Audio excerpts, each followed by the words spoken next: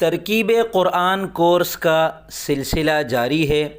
اس video میں ہم سورہ فاتحہ کی آخری 2 آیتیں اهدنا الصراط المستقيم صراط الذين أنعمت عليهم غير المغضوب عليهم ولا الضالين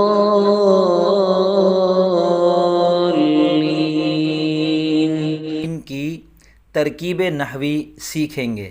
These 3 books are a must-read for every YouTuber as they provide detailed information on how to run a YouTube channel correctly and avoid mistakes.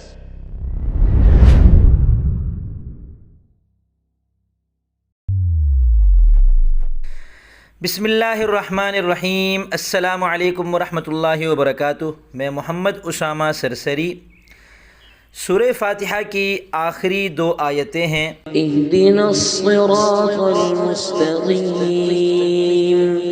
صراط الذين أنعمت عليهم غير المغضوب عليهم ولا الضالين۔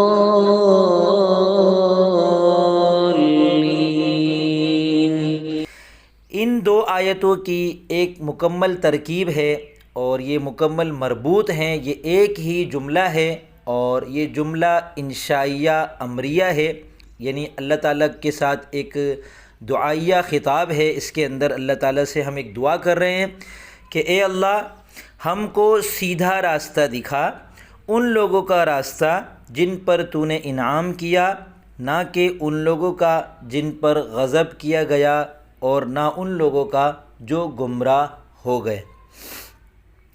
اس کی ترکیب یہ ہے کہ اہدی فعل ہے، ضمیر انتا اس کے اندر فاعل ہے، نا ضمیر جمع متکلم کی یہ مفعول بھی اول ہے، الصراط موصوف ہے، المستقیم صفت، موصوف صفت مل کر مبدل منہ، پھر آگے جو دوسرا صراط ہے یہ مضاف ہے، الذین اسم موصول، انعمت فعل، واحد مذکر حاضر کی ضمیر اس کا فاعل، علی حرف جر، ہم ضمیر مجرور جو لوٹ رہی ہے الذین اسم موصول کی طرف، جار مجرور مل کر انعمت فعل کے متعلق، فعل اپنے فاعل اور متعلق سے مل کر جملہ فعلیہ خبریہ ہو کر الذین اسم موصول کا صلہ، موصول اپنے صلے کے ساتھ مل کر پھر یہ موصوف بنا، آگے غیری مضاف، المغضوبی شبہ فعل، علی حرف جر، ہم ضمیر جو کہ لوٹ رہی ہے المغضوب کے الف لام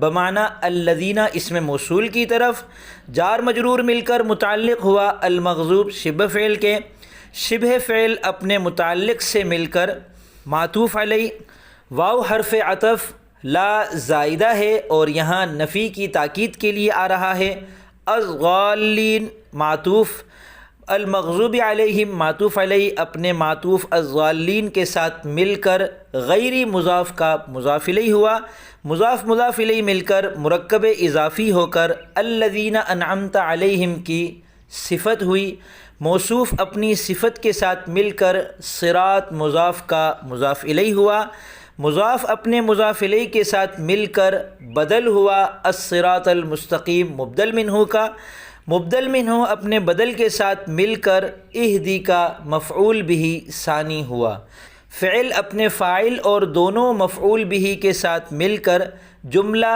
فعلیہ انشائیہ امریہ ہو گیا۔